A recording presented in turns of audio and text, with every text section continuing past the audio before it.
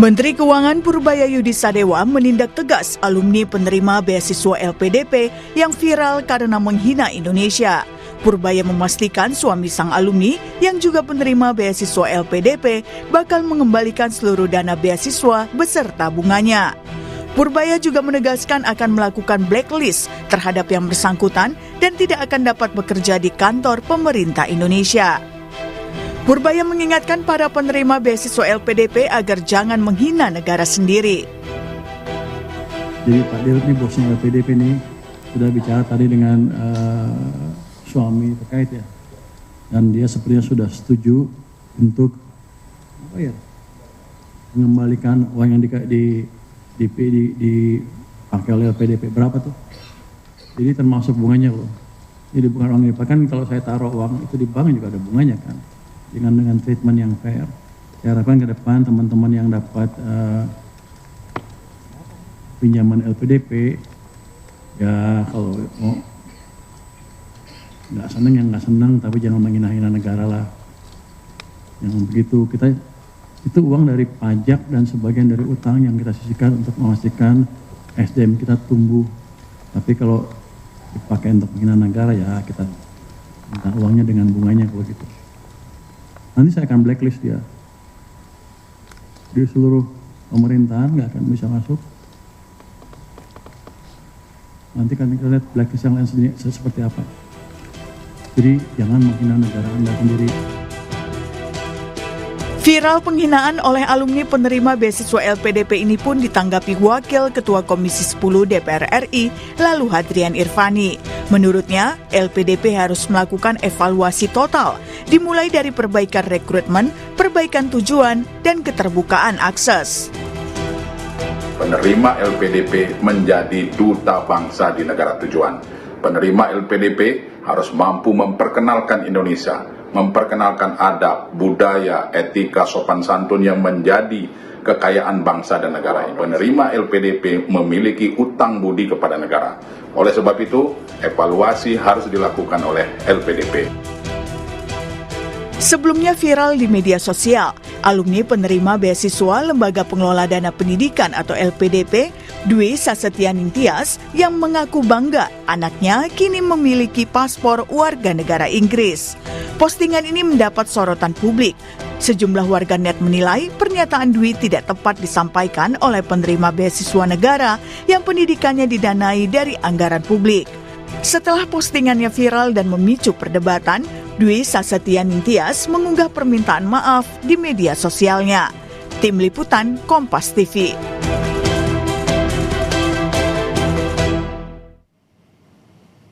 Saudara, publik dibuat heboh karena unggahan seorang alumni penerima beasiswa LPDP yang mengaku bangga anaknya jadi warga negara asing.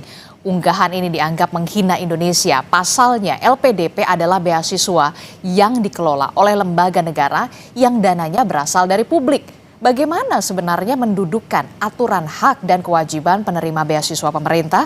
Kita bahas soal ini bersama dengan narasumber secara daring. Sudah ada tenaga ahli utama Badan Komunikasi Pemerintah Republik Indonesia atau Bakom RI, Pak Fitra Faisal. Kemudian ada Wakil Ketua Komisi 10 DPR RI dari fraksi PKB, Lalu Hadrian Irfani. Kemudian juga ada pengamat pendidikan dari Universitas Negeri Surabaya, Pak Martadi. Selamat pagi Bapak-Bapak, Assalamualaikum. Selamat pagi. Waalaikumsalam. Waalaikumsalam, Mbak.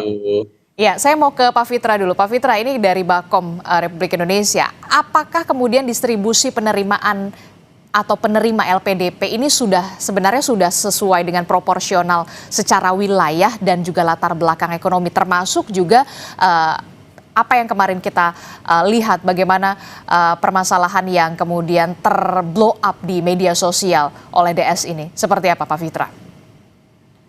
Ya, pertama saya ingin berempati ya dengan peserta LPDP yang sekarang sedang kasus ini, karena ya saya dulu juga sama lah ya ketika masih muda ya, meskipun sekarang masih muda ya, tapi dulu ketika saya habis lulus PhD di Jepang, itu memang ada dilema ya, apakah di Jepang, apakah saya udah lanjut kerja di Jepang saja atau harus balik. Meskipun dulu beasiswa saya bukan dari LPDP, dari Mitsubishi Corporation. Nah, tapi itu bisa berempati lah dalam hal ini. Dan saya juga bisa berempati lagi, kenapa? Karena saya reviewer LPDP juga. Saya memberikan mewawancara beasiswa juga buat teman-teman yang akan keluar negeri ini. Dan dalam konteks itu, sebenarnya menjawab pertanyaan tadi, apakah sudah proporsional? Iya, kan kita kan selalu mempertimbangkan. Ada yang namanya afirmasi, ya. Afirmasi itu berarti kan dari sisi nilai itu tidak lebih tinggi daripada yang reguler. Kenapa kita masukkan afirmasi? Karena salah satunya adalah kita ingin kemudian memberikan kesempatan yang sama kepada teman-teman kita yang misalnya di daerah tertinggal, yang kemudian dari golongan yang menengah ke bawah dan dari PNS ya dan dosen itu yang menjadi prioritas ya, dan untuk yang reguler itu lebih tinggi.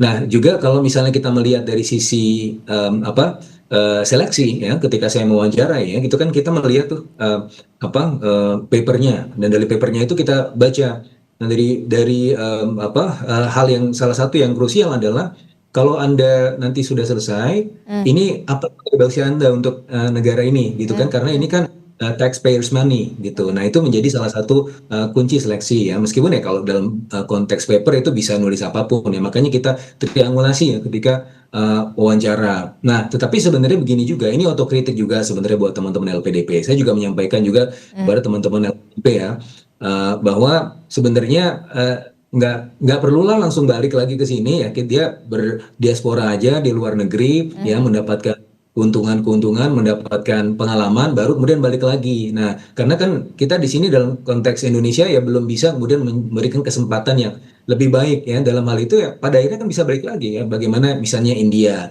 sebagai Indian diaspora ya, sekarang ini yang menjadi salah satu penentu investasi utama Amerika Serikat ke India, salah satunya adalah diaspora India yang ada di Amerika Serikat, gitu juga dengan China.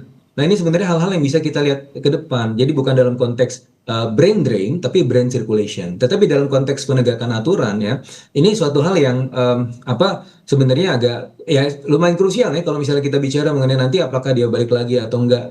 Dalam peraturan bisa harusnya balik lagi. Meskipun ada beberapa klausul-klausul khusus. Kalau misalnya teman-teman ini misalnya kerja di tempat-tempat yang sangat prestisius, dibutuhkan keahliannya, misalnya ada kerja di SpaceX, ada yang kemarin juga kerja menjadi di Oxford sebagai pemegang paten virus dan seterusnya. Itu nggak apa-apa ya, mereka bekerja di sana nanti kan bisa kembali lagi ya, balik lagi ke Indonesia.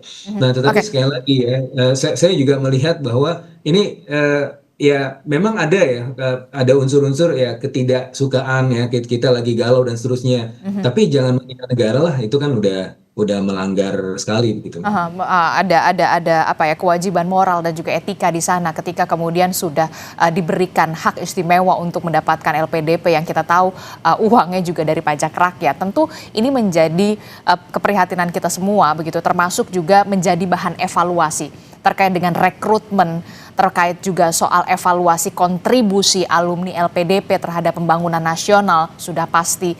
Kemudian saya ingin tahu sebenarnya Pak Fitra, sebenarnya berapa persen sih alumni yang kemudian kembali dan bekerja di Indonesia? Apakah ini memang sudah sesuai dengan komitmen yang sudah dicanangkan oleh pemerintah soal aturan-aturan ini? Berapa persen sebenarnya lebih banyak yang kemudian stay setelah pendidikan mereka selesai, stay di luar negeri atau kemudian kembali lagi ke Indonesia? Saya bukan pengelola LPDP ya, jadi saya nggak tahu angkanya ya. Tapi seharusnya itu jauh lebih banyak ya, karena memang kan peraturannya seperti itu.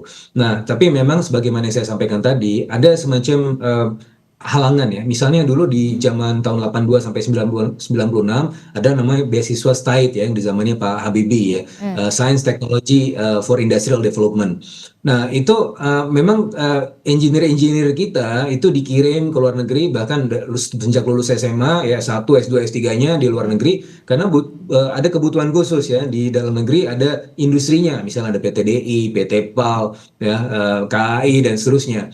Nah sekarang ini memang agak sedikit loose ya ketika kita kirim, tapi ya labnya belum terbentuk ya, terus industrinya juga belum ada. Nah ini yang seharusnya makanya perlu dirapikan lagi.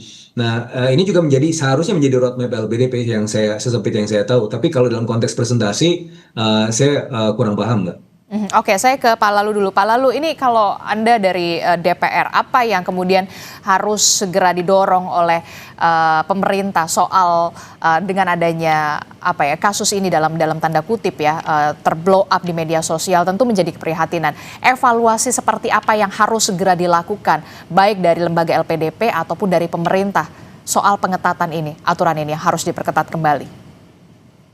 Ya, tentu ini keprihatinan kita bersama bahwa ternyata proses selama ini masih menyisakan PR. Nah, tentu evaluasi harus dilakukan. Dan yang terpenting adalah LPDP harus memiliki peta jalan atau roadmap terhadap pelaksanaan beasiswa LPDP ini. Nah, kemudian ekosistem perlu juga dipersiapkan karena harus juga dipikirkan ketika nanti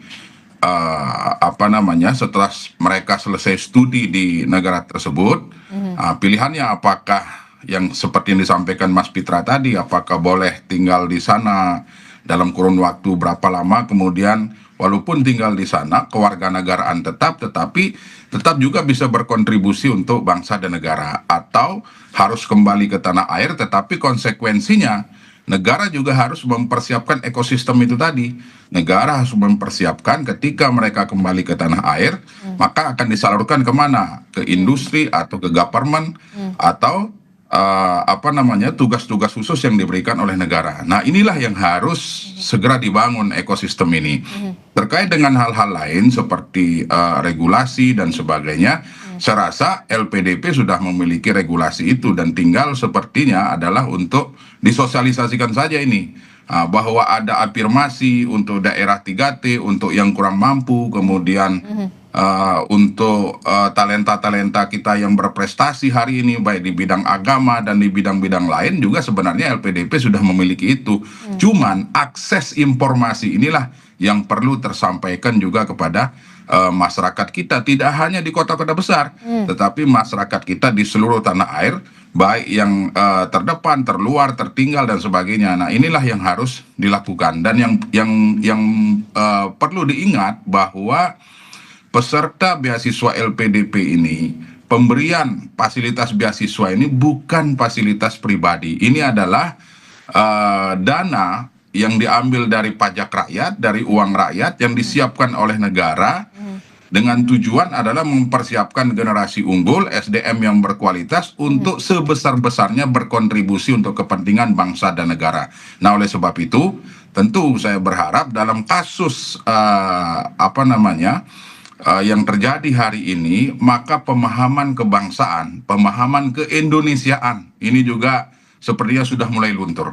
Oleh sebab itu saya berharap ke depan di dalam roadmap yang dibuat oleh LPDP ini juga dimasukkan paham kebangsaan, cinta tanah air, nasionalisme dan sebagainya sebelum mereka berangkat untuk melaksanakan studi melalui beasiswa LPDP ini. Demikian sementara. Oke, kalau dari kacamata dunia pendidikan, Pak Martadi, apa yang perlu Anda kritisi di sini, termasuk juga soal masukan sampai kemudian jangan sampai kasus-kasus ini terblow up lagi begitu ya? Karena kan tadi sempat ngobrol juga ya Pak Martadi, sebenarnya kasus semacam ini bukan kali pertama penerima beasiswa LPDP kemudian sampai akhirnya pindah kewarganegaraan begitu. Apa yang perlu dievaluasi dan menjadi pembelajaran untuk kita semua begitu ya, termasuk juga kepada calon penerima beasiswa LPDP. Ya, terima kasih Mbak Adisti. Jadi pertama saya ingin menegaskan apa yang disampaikan oleh Bang Lalu tadi, bahwa beasiswa LPDP itu amanah, bukan fasilitas. Amanah itu adalah utang yang tak kasat mata. Ya. Nah, oleh sebab itu LPDP itu bukan hadiah cuma-cuma. Itu adalah investasi rakyat. Ketika kita menandatangani kontrak, maka kita sedang menukarkan sebagian masa depan kita untuk harapan jutaan orang yang membayar pajak. Melanggarnya bukan sekedar urusan administrasi, tetapi melanggar kontrak itu adalah cacat karakter. Oleh sebab itu wajib hukumnya mereka harus kembali ke tanah air. Soal kemudian tadi disampaikan oleh Bang Faisal, mereka bekerja di tempat yang strategis, itu harus seizin negara, harus seizin beasiswa. Ini penting ditegaskan sehingga bagi penerima-penerima berikutnya nanti mereka harus paham betul ya esensi dari mereka menerima beasiswa LPDP ini. Lalu kemudian pelajaran yang menarik adalah kalau kita melihat diksi yang digunakan, anak-anakku jangan jadi WNI, ini kan menyedihkan. Bukan karena pilihan kewarganegaraannya, tapi ini kan pesan yang tersirat di baliknya, nak, tidak apa-apa kamu ngambil hak orang lain lalu lari dari kewajiban, kan tidak begitu.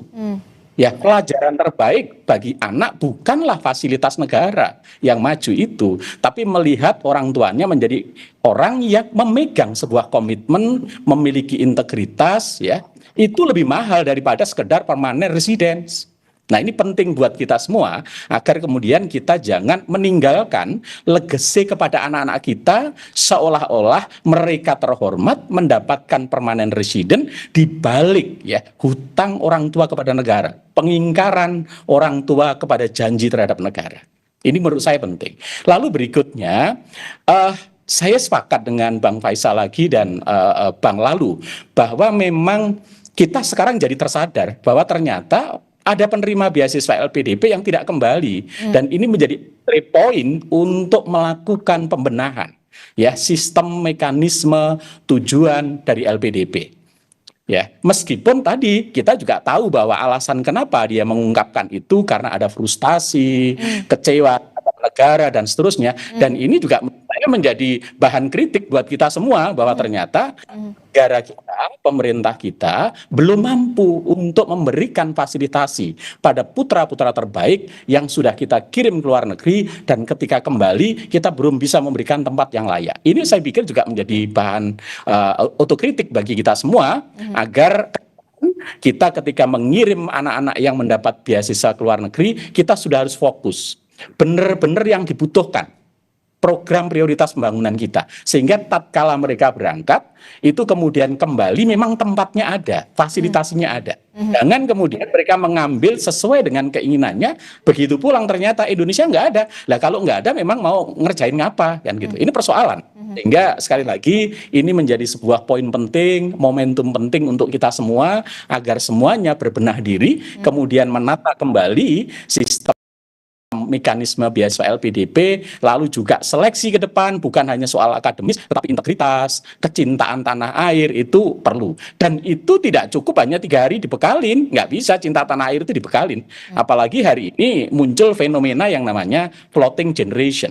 Ketika globalisasi berkembang, anak-anak lebih mengenal negara lain, lebih mudah mengakses, lalu mereka ingin hidup di sana. Nah, ini persoalan yang menurut saya sebuah persoalan kebangsaan yang akan menjadi PR kita juga. Saya kira itu Mbak Disti. Oke, ini termasuk juga menjadi pembelajaran juga bagi pemerintah begitu, termasuk juga kritik juga bagi pemerintah begitu ketika kemudian anak-anak aset bangsa SDM berkualitas yang kemudian sudah diberikan dalam tanda kutip hak istimewa begitu untuk memperoleh LPDP di luar negeri, kemudian mereka ketika sudah di luar negeri mempertanyakan lagi ketika nanti saya mau ke Indonesia, kembali lagi ke Indonesia, apakah pemerintah bisa memfasilitasi? Nah, bagaimana Bakom menjawab ini, Pak Fitra? Iya, jadi sebenarnya what is done is done, what is in the past is in the past. Ya, sudahlah yang terjadi. Tapi kemudian bagaimana kita menatap masa depan ya? Karena memang kalau saya melihat sendiri ya sebagai bagian dari pewawancara LPDP, ya kita memang masih banyak kekurangan dalam konteks nanti setelah balik mereka mau jadi apa ya, meskipun dalam beberapa hal ya kita selalu mengkalibrasi ya, ketika dalam proses wawancara atau seleksi. Ini nanti Anda mau buat apa setelah pulang ya, bagaimana aspek pembinaan yang akan Anda berikan kepada Indonesia dan seterusnya dan seterusnya. Nah, tetapi ketika kita bicara itu, saya juga melihat ternyata industri kita belum berkembang dan seterusnya. Nah, kalau kita lihat beberapa perkembangan terakhir ya, Pak Presiden kan sudah melakukan kerjasama-kerjasama yang cukup strategis ya. Salah satunya misalnya membangun semikonduktor, proses pembangunan semikonduktor ke depan bekerjasama dengan entah itu Amerika Serikat atau nanti dengan beberapa negara-negara lain dalam konteks ekosistem rare earth dan seterusnya. Dan ada pembangunan industri ya, bagaimana engineer-engineer kita sekarang menjadi perhatian khusus bagi Presiden. Dan bahkan ya untuk beasiswa LPDP sekarang fokusnya ke STEM ya. Sebelumnya ya saya juga cukup menyayangkan ya dulu pas zaman saya. Pas zaman saya itu 60% sampai 70% ya itu untuk sosial humaniora. Meskipun saya sendiri dari rumpun sosial humaniora, tetapi kita sudah banyak orang yang bisa ngomong, tapi yang bisa mengerjakan nggak banyak gitu ya. Saya waktu itu mewawancarai beberapa lulusan kampus terbesar di Indonesia juga. Dia dari teknik dirgantara. Nah, kok masuknya finance di Birmingham misalnya? Berapa kali tuh saya lihat. Nah, Anda kalau misalnya semua jadi ahli finance, siapa yang mau buat pesawat? Nah, dalam hal ini kita juga butuh roadmap ya. Roadmap ke depan ini harus jelas gitu kan. Nanti kampus-kampus ini memang untuk karakternya adalah untuk menciptakan engineer-engineer. Untuk kampus ini menciptakan misalnya ekonom, pemikir-pemikir politik, filosof dan seterusnya. Itu harus ada pemetaannya sehingga pada akhirnya bisa di channel through ya, inline dengan kebutuhan-kebutuhan kita di masa depan. Dan dalam hal ini kebutuhan kita adalah untuk industrialisasi. Asas cita nomor 5, industrialisasi. Kenapa? Untuk menciptakan ruang ekonomi. Kenapa ruang ekonomi perlu diciptakan? Karena pertama, supply of talented people bisa ada di sana. Yang kedua adalah ketika supply of talented people itu berkolaborasi dengan capital machineries, pada akhirnya bisa menghasilkan output yang besar. Ketika output besar, maka kue ekonominya membesar. Dan ini adalah untuk kesejahteraan rakyat juga. Itu sebenarnya bagaimana kita melihat roadmap pembangunan LPDP ke depan ya seperti itu. Oke, saya mau ke Pak Lalu. Pak Lalu, ini kan kalau kita lihat kemarin Menkyu Purbaya bahkan sempat bersuara begitu ya terkait dengan kasus ini dan minta untuk dana beasiswa itu dikembalikan beserta plus bunganya. Kemudian apakah sanksi ini seperti ini memang sudah seharusnya wajib dimasukkan di awal dalam klausul awal beasiswa agar kemudian setiap penerima ini bisa menjaga sikap dan juga tindakan mereka, menjaga juga soal moral dan juga etika terkait dengan LPDP ini, Pak Lalu. Ya, tentu itu hal yang harus kita dukung ya, dan saya meyakini sebenarnya di dalam kontrak kinerja atau kontrak komitmen dengan para penerima LPDP ini sebenarnya sudah ada. Kalau menurut informasi yang saya dapat dari Pak Direktur Utama LPDP kemarin, bahwa ternyata kontrak itu sudah ada. Cuman lagi-lagi bahwa dengan kejadian seperti ini, maka tentu ini alarm bagi pemerintah bahwa LPDP hari ini juga harus transparan, harus akuntabel. Kemudian LPDP juga harus terbuka. Bahwa hari ini Mbak, kami di Komisi 10 itu memiliki data dari tahun 2013 sampai dengan 2025 ada 55.641 penerima beasiswa LPDP. Pertanyaannya, dari 55.641 itu siapa saja? Nah, ini yang perlu juga disampaikan. Agar apa? Agar jangan sampai LPDP ini terkesan elitis. Seperti yang berkembang hari ini bahwa yang bisa masuk sebagai penerima LPDP adalah orang-orang yang mampu. Ternyata setelah kami cek bahwa tidak demikian.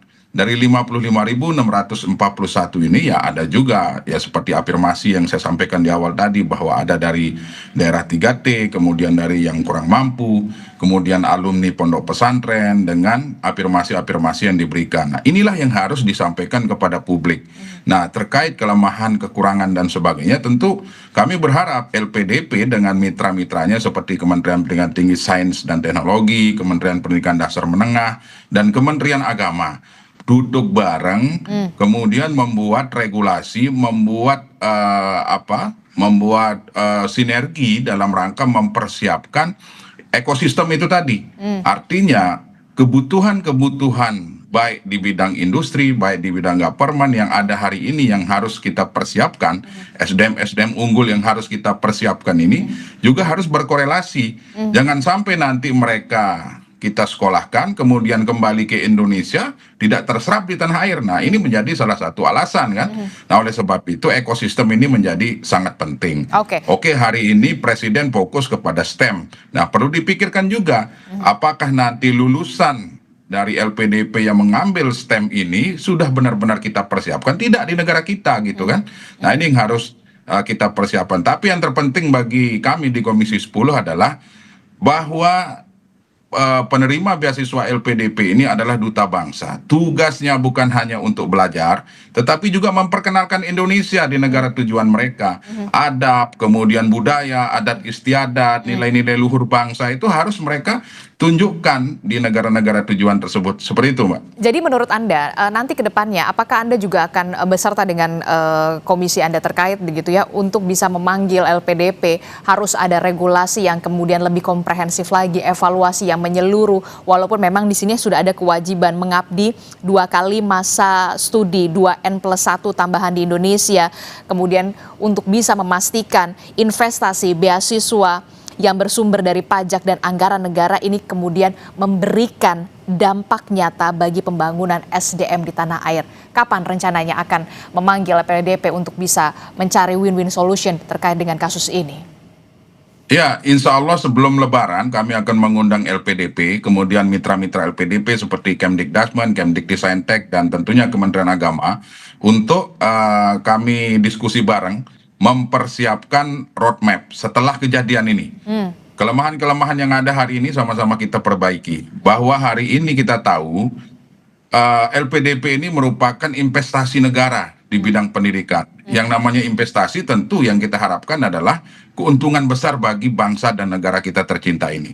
Nah, oleh sebab itu LPDP sebagai lembaga pengelola dana abadi pendidikan ini tentu harus memiliki visi yang sejalan dengan asta-cita Presiden Prabowo Subianto. Nah, ini harus betul-betul kita persiapkan dengan baik hari ini, sehingga tentu nanti harapannya adalah benar-benar lulusan atau alumni dari LPDP ini mampu memberikan kontribusi lebih kepada bangsa dan negara. Demikian, Mbak.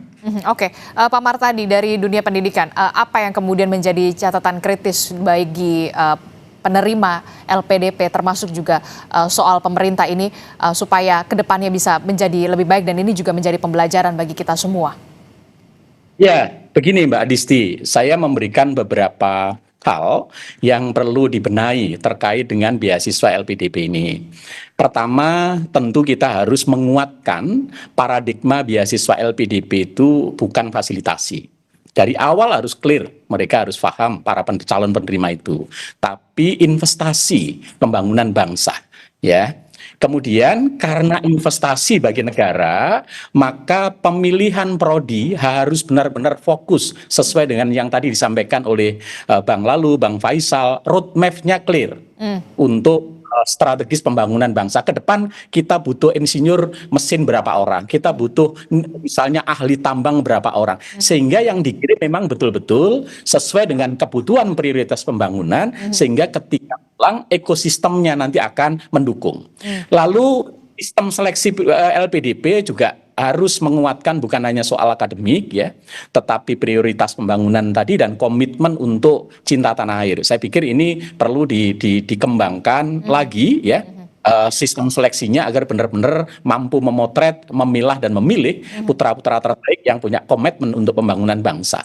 Lalu juga menurut saya LPDP jangan hanya memberikan full beasiswa ke luar negeri, tapi mulai memikirkan skema yang double degree, entah satu-satu. Jadi kalau S2 setahun di Indonesia, setahun di luar negeri, sehingga mereka tidak full di sana. Saya pikir dengan setahun di luar negeri itu cukup untuk mendapatkan wawasan akademik, ekosistem budaya kampus, tetapi juga uang kita nggak keluar semua gitu. Yang kedua juga ada nilai tambah untuk perguruan tinggi di dalam, ya, karena ada interaksi antara perguruan tinggi luar dengan perguruan tinggi di Indonesia. Kalau ini kan semua keluar negeri, ya kan, sehingga uang itu kemudian mengalir ke luar negeri, kemudian perguruan tinggi kita juga tidak terlalu mendapatkan benefit yang cukup tinggi. Kemudian yang terakhir tentu ada tracer study, ya perlu kita cek yang selama ini sudah lulus LPDP itu kemana saja mereka, posisinya sekarang, lalu berapa yang ada di luar negeri, berapa yang ada di Indonesia dan seterusnya, sehingga kita punya lesson learn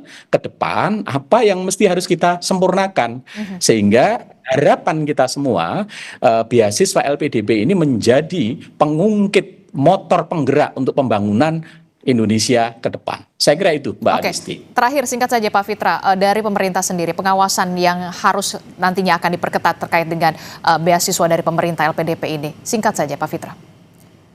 Ya itu tergantung LPDP ya, tapi dalam hal ini saya juga sebagai pewawancara LPDP juga saya ingin menyampaikan bahwa apa yang diterima oleh beasiswa LPDP sekarang, penerima beasiswa itu jauh lebih baik ya dibandingkan dengan zaman kita dulu ya. Dulu kan kita harus cari beasiswa tuh kemana-mana ya, nggak ada sumber dari dalam negeri. Nah sekarang sebenarnya sudah jauh lebih baik. Nah mudah-mudahan ini menjadi bagian dari etika ya, menerima manfaat dan juga memberikan manfaat untuk Indonesia gitu. Mbak. Oh, baik, terima kasih Bakom RI Fitra Faisal, kemudian juga ada Wakil Ketua Komisi 10 DPR RI dari fraksi PKB, Pak Lalu Hadrian Irvani, dan juga ada pengamat pendidikan dari Universitas Negeri Surabaya, Pak Martadi. Terima kasih Bapak-Bapak, Assalamualaikum, sehat selalu. Sama-sama. Terima kasih Mbak Adisti. Terima kasih Bang Lalu.